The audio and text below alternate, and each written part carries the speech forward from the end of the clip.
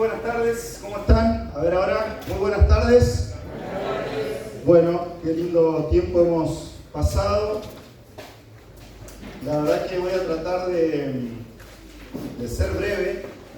Dijo un hermano, tenía un pergamino larguísimo. Voy a ser breve, dijo. Hora y media.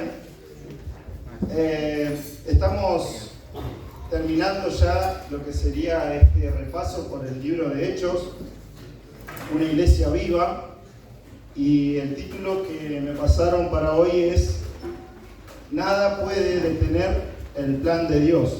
Ahí lo tienen un poquito fragmentado, esto es a propósito. Si ustedes leen de corrido se va a ver que dice nada puede detener el plan de Dios. Por ahí me puede pasar que o me olvide de ir pasando las proyecciones, así que Lu va a estar atenta ahí, porque son muchas cosas, entre la Biblia, la tablet y bueno, el agua, todo lo que tengo acá, y mirarlos a ustedes.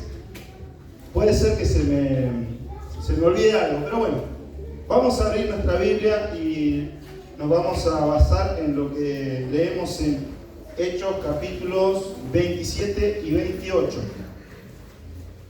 Y yo voy a ir dando lectura a algunos versículos salteados, ¿sí?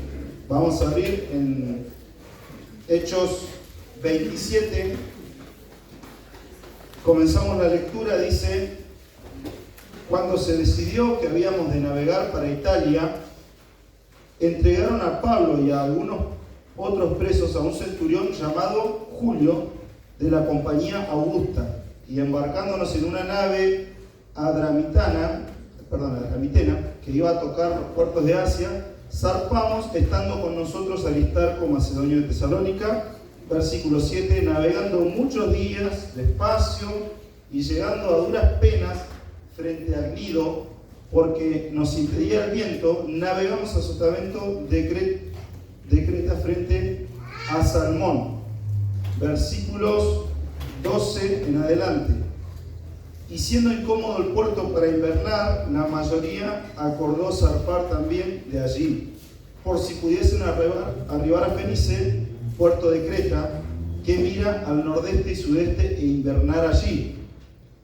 Y soplando una brisa del sur, pareciéndoles que ya tenían lo que deseaban, levaron anclas e iban costeando Creta, pero no mucho después dio contra la nave un viento huracanado llamado Euroclidón. Y siendo arrebatada la nave y no pudiendo poner proa al viento, nos abandonamos a él y nos dejamos llevar. Y habiendo corrido a sotavento de una pequeña isla llamada Clauda, con dificultad pudimos recoger el esquife. Y una vez subido a bordo, usaron de refuerzos para ceñir la nave, y teniendo temor de dar en la sirte, arriaron las velas y quedaron a la deriva. Pero siendo combatidos por una furiosa tempestad, al siguiente día empezaron a alijar. Y al tercer día, con nuestras propias manos, arrojamos los aparejos de la nave. Y no apareciendo ni sol ni estrellas por muchos días, y acosados por una tempestad no pequeña, ya habíamos perdido toda esperanza de salvarnos. Entonces Pablo, como hacía ya mucho que no comíamos, puesto en pie en medio de ellos, dijo: habría sido por cierto conveniente, oh varones, haberme oído y no zarpar de Creta, tan solo para recibir este perjuicio y pérdida. Pero ahora os exhorto a tener buen ánimo, pues no habrá ninguna pérdida de vida entre nosotros, sino solamente de la nave. Porque esta noche ha estado conmigo el ángel del Dios de quien soy y a quien sirvo, diciendo: Pablo, no temas, es necesario que comparezcas ante César. Y he aquí, Dios te ha concedido todos los que navegan contigo. Por tanto, oh varones, tened buen ánimo, porque yo confío en Dios que será así como se me ha dicho. Con todo, es necesario que demos en alguna isla. Versículo 39. Cuando se hizo de día, no reconocían la tierra, pero veían una ensenada que tenía playa, en la cual acordaron varar si pudiesen la nave. Cortando pues las anclas, las dejaron en el mar, largando también las amarras del timón, e izada al viento la vela de proa, enfilaron hacia la playa. Pero dando en un lugar de 2 aguas, hicieron encallar la nave, y la proa, hincada, quedó inmóvil, y la popa se abría con la violencia del mar. Entonces los soldados acordaron matar a los presos, para que ninguno se fugase nadando. Pero el centurión, queriendo salvar a Pablo, les impidió este intento, y mandó que los que pudiesen nadar se echasen los primeros y saliesen a tierra.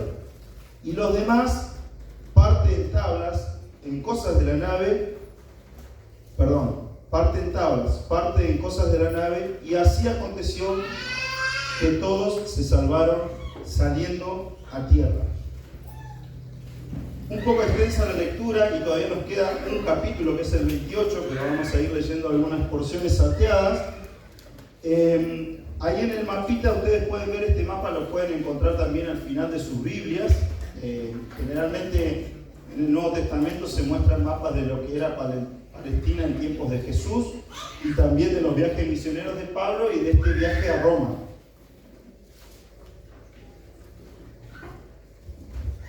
El contexto es que Pablo había sido enviado a Roma como prisionero porque él había apelado a César.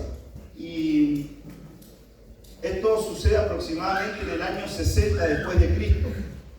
Realizaron esta travesía, ahí partiendo de Cesarea y hasta llegar a Roma, en 3 barcos diferentes. Uno que fue de Cesarea a Mira, no tengo acá el puntero y no sé si funcionará tampoco, pero de Cesarea a Mira, ahí arriba está Mira. Otro de Mira hasta Malta, hasta la isla de allá en la pantalla inferior izquierda. Y el último de Malta a Puteoli, que era un puerto en Roma. Ahí ya había llegado a Roma. En ese tramo, en el segundo viaje que hacen, la segunda embarcación, es cuando sucede todos estos vientos, todas estas dificultades, el naufragio. Imagínense que en ese barco iban 276 personas y tardaron aproximadamente 15 días en hacer esta travesía. Y lo que podemos leer en el capítulo 27 y en el capítulo 28 es que se resalta cómo, a pesar de todas las dificultades, el plan de Dios se sigue cumpliendo. A pesar de todo lo que pasó, a pesar de que había situaciones muy difíciles para enfrentar, el plan de Dios se seguía cumpliendo. Y vamos a hablar un poco acerca de esto de el plan de Dios. Acá la tablet me dice espera, y no sé si... Ahí está. El plan de Dios lo podemos hablar en términos genéricos.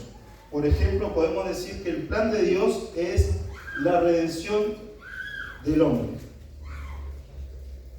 Dios tiene un propósito genérico que ha establecido desde antes de la creación. Y ese plan es salvar al ser humano. No es que a Dios las cosas se le fueron de las manos cuando creó al hombre. No es que a Dios se le complicó y por eso tuvo que improvisar un plan para ver si de alguna manera podía evitar que el hombre siga pecando y sea libre de esa condenación y a partir de eso enviar a Cristo para la redención.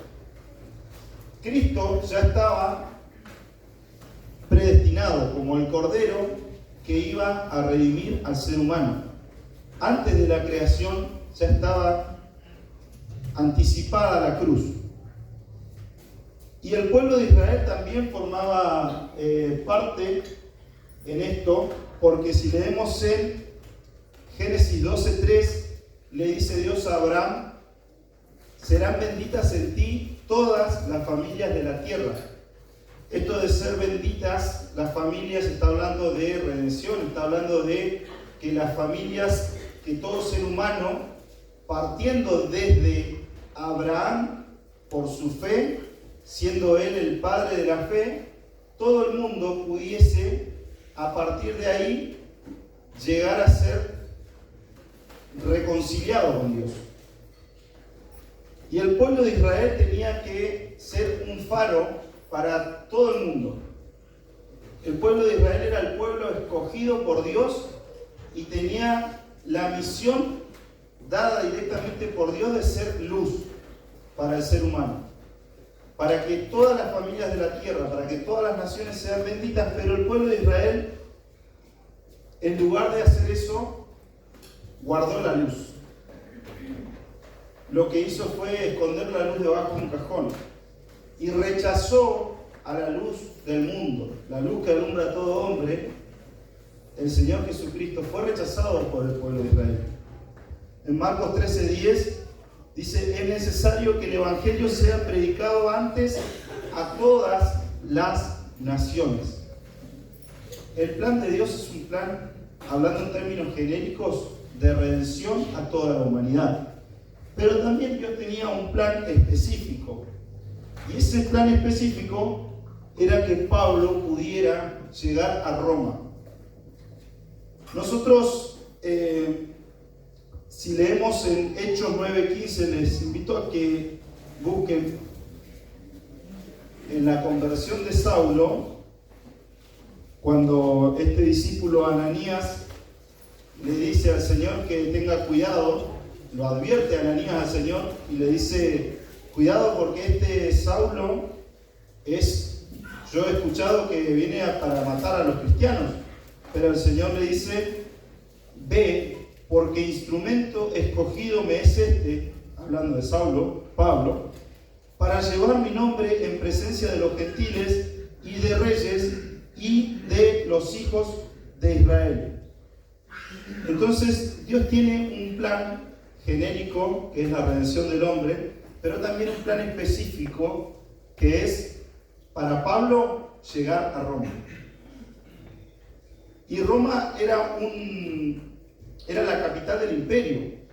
Roma era una ciudad con muchos habitantes y era un punto estratégico para que a partir de ahí también se pueda expandir el mensaje, expandir el evangelio. Pero existiendo el plan de Dios para Pablo, también existía la oposición a ese plan. Y vamos a ver que teníamos oposición por parte de las personas. En este caso, si leemos en el capítulo 27, versículo 20 al 32, puntualmente nos va a hablar de unos marineros. Estos marineros, cuando vieron la posibilidad de salvarse, vamos a leer versículo 30 al 32.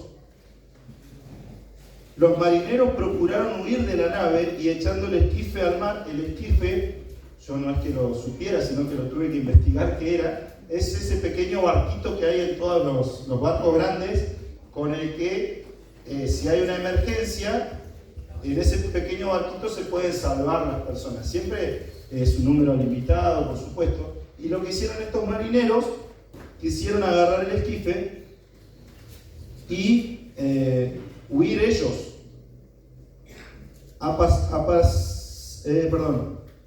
Aparentaban como que querían largar las anclas de proa. Pero Pablo dijo al centurión y a los soldados: si estos no permanecen en la nave, vosotros no podéis salvaros. Entonces los soldados cortaron las amarras del esquife y lo dejaron perderse. Estos marineros estaban atentando contra el plan de Dios, estaban atentando contra la vida de Pablo. Ellos querían salvarse sin importar lo que pasara después, ni con el centurión, ni con los soldados, ni con nadie. Querían salvarse ellos. Y Pablo advierte esta situación y le dice al centurión, tenía una buena relación con el centurión, con Julio, y le dice: si ellos se van en el esquife, acá morimos todos. Así que él manda a los soldados y los soldados cortan las soguitas de ese barquito y se va el barquito solo. Pero vemos la oposición por parte de las personas, puntualmente de los marineros, y también por parte de los soldados, porque fíjense el versículo 42. Cuando estaba encallado el barco, ustedes imagínense que es un barco enorme, que hay olas muy fuertes y se traba la parte delantera del barco, se encalla, se entierra y empiezan a recibir todas las olas desde atrás y empieza a deteriorarse, se empieza a romper todo. Entonces, en ese contexto, los soldados acordaron matar a los presos para que ninguno se fugase nadando. Pero el centurión, queriendo salvar a Pablo, les impidió este intento y mandó que los que pudiesen nadar se echasen los primeros y saliesen a tierra, y los demás parten tablas, parten cosas de la nave, y así aconteció que todos se salvaron saliendo a tierra. El plan de Dios para Pablo tuvo oposición por parte de las personas, y quiero leerles un relato que escuché, que leí por ahí en un comentario. Dice, porque haciendo esta aclaración, acá leemos que estas personas, los marineros y los soldados, atentaban contra el plan de Dios para Pablo. Pero todo el ministerio de Pablo sufrió todo tipo de ataques. Y dice, el ministerio de Pablo duró unos 30 años. A lo largo de aquel tiempo ganó a grandes multitudes para Cristo. En algunos momentos Dios le ayudó con milagros. Fue perseguido en casi cada ciudad y una y otra vez le atacaron en masa e intentaron matarle. Se le golpeó, azotó, encarceló, apedreó y se le expulsó de ciudad en ciudad.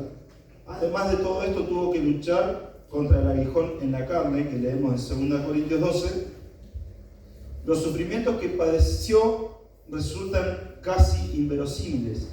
Creemos que fue el Espíritu Santo quien le proporcionaba el poder sobrenatural para vivir con todo en su contra y en medio de su sufrimiento llevar miles de personas a Cristo.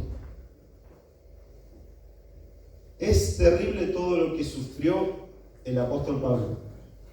Toda la oposición no lo querían. Cuando él iba a predicar, cuando él quería salvar almas, lo expulsaban, lo apedreaban, lo maltrataban, lo castigaban, lo metían en prisión.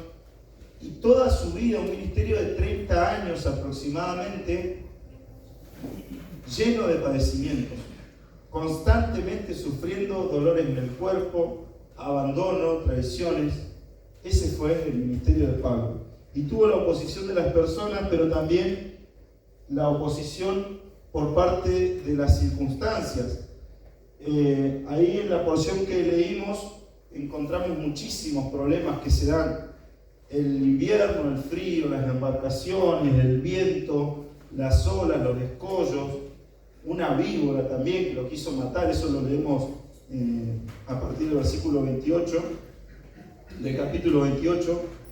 Pero en todas esas oposiciones contra el plan de Dios para Pablo, ese plan seguía su marcha. A pesar de todo lo que le estaba pasando, cuando más difícil la vieron, el plan de Dios seguía su marcha.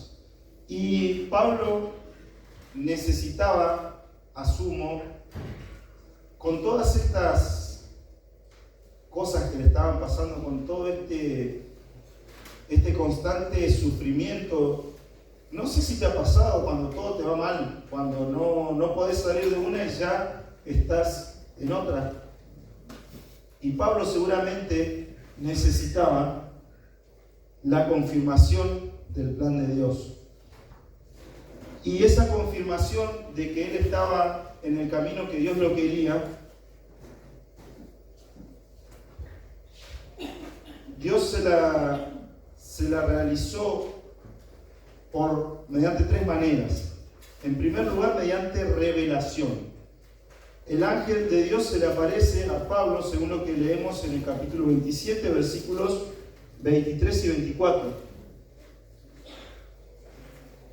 Porque esta noche ha estado conmigo el ángel del Dios de quien soy y a quien sirvo, diciendo: Pablo, no temas, es necesario que comparezcas ante César, y he aquí, Dios te ha concedido todos los que navegan contigo. Mediante revelación. Y 2 años antes de esto que leímos, Pablo había recibido también una revelación de parte del Señor de que debía predicar en Roma. En Hechos 23:11 dice: ten ánimo, Pablo, pues como has testificado de mí en Jerusalén, así es necesario que testifiques también en Roma. Dios tenía un plan específico para Pablo, que era que llegue a Roma. Y ni el viento, ni el mar, ni los marineros, ni los soldados, nadie ni nada iba a poder impedir que este plan para Pablo, Dios lo cumpla. Y Pablo recibe esta confirmación mediante la revelación de Dios mismo, que le dice: no temas, porque vas a cumplir este plan específico que tengo para vos. Y Dios es especial en recordar promesas en los momentos más difíciles. No sé si te ha pasado estar afrontando una tempestad, una dificultad, y ahí es cuando Dios te recuerda una promesa.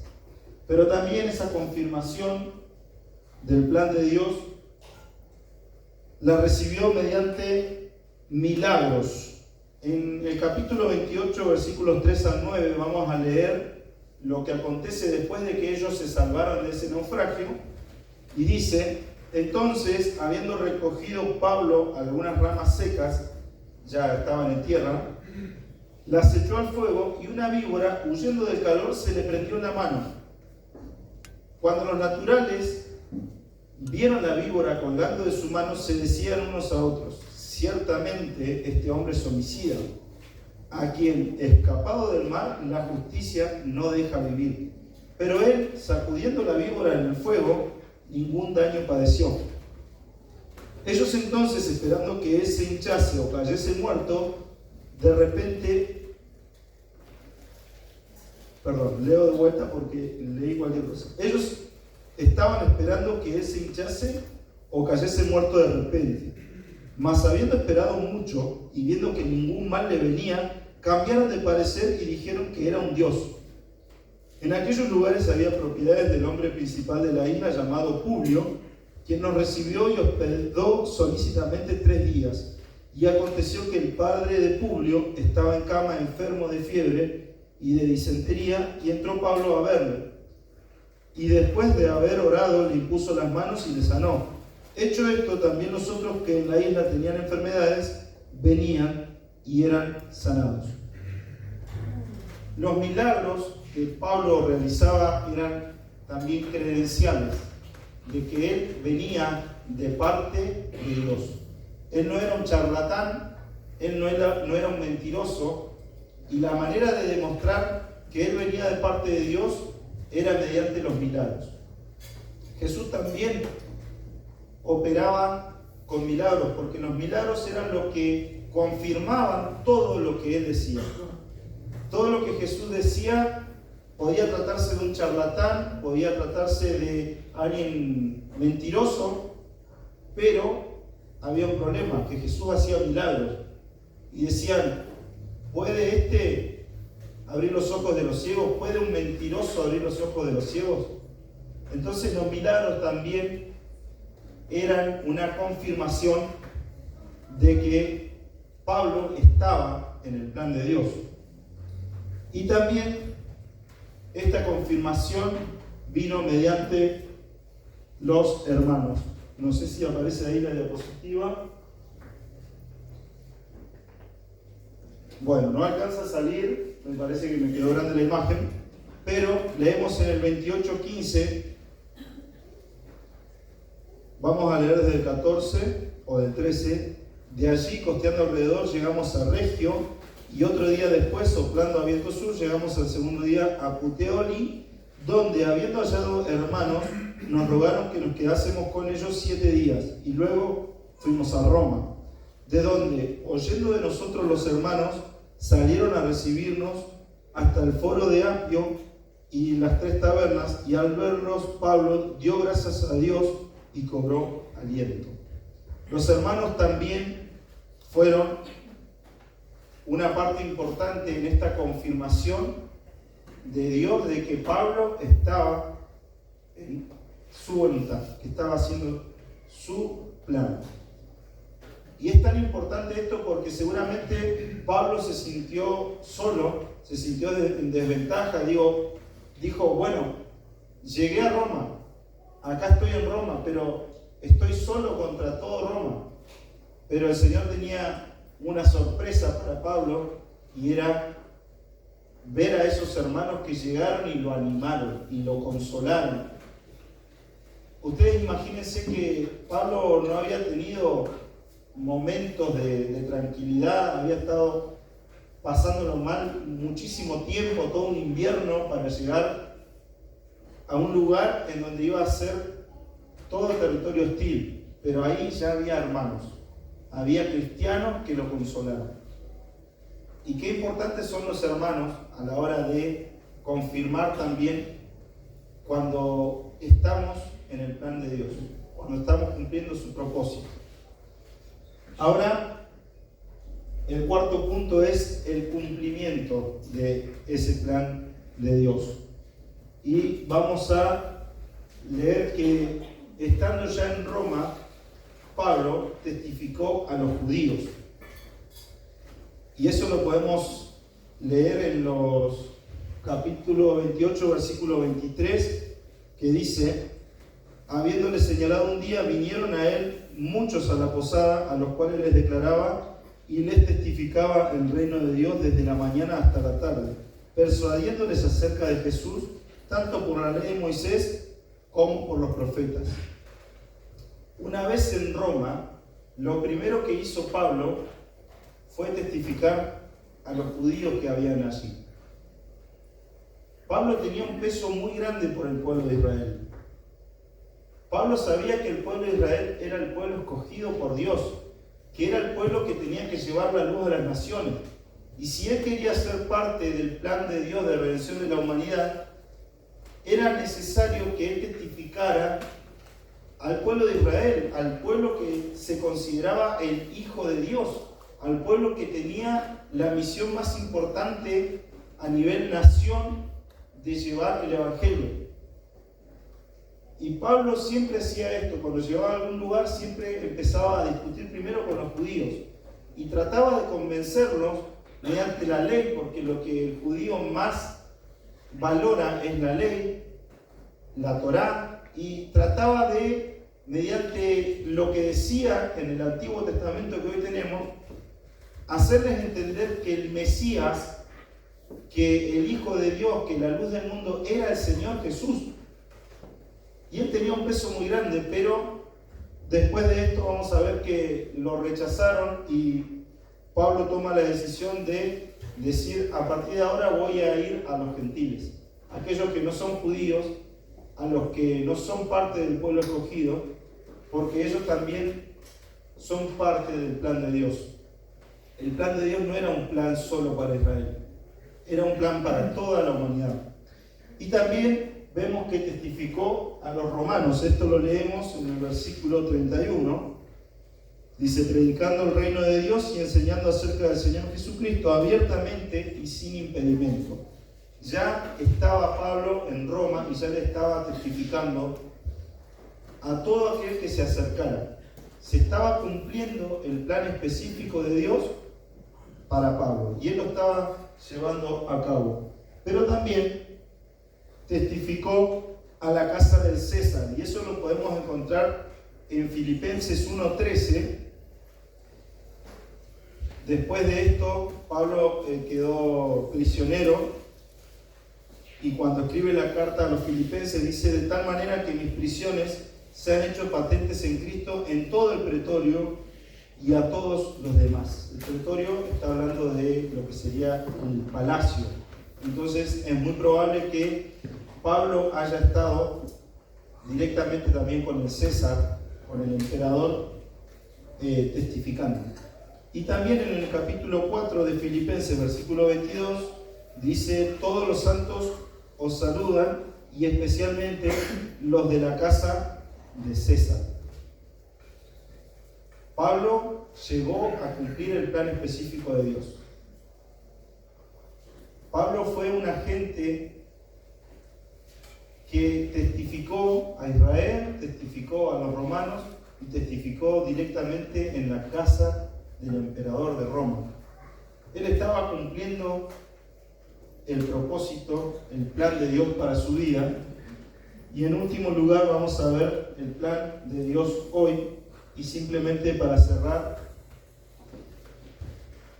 hay un mensaje que necesitas creer. El plan de Dios sabemos que es redimir al hombre, es perdonar los pecados, es salvar a la humanidad. Y es un mensaje que requiere de la fe del que lo recibe. Y en Hechos 16:31, Pablo le dice al carcelero: cree en el Señor Jesucristo y serás salvo. Pablo ya no está, muchos misioneros ya se han ido, pero el mensaje de Dios hoy, 8 de septiembre, sigue llegando hasta lo último de la tierra. Y es un mensaje que demanda ser creído. Es el mensaje de que Jesús vino al mundo, de que murió en una cruz cargando por nuestros pecados y por los de toda la humanidad y de todo aquel que en Él cree. Y ese mensaje va avalado también por la resurrección de Cristo, porque Cristo resucitó y esa es la confirmación de que Él es el Hijo de Dios y que quiere salvar al ser humano.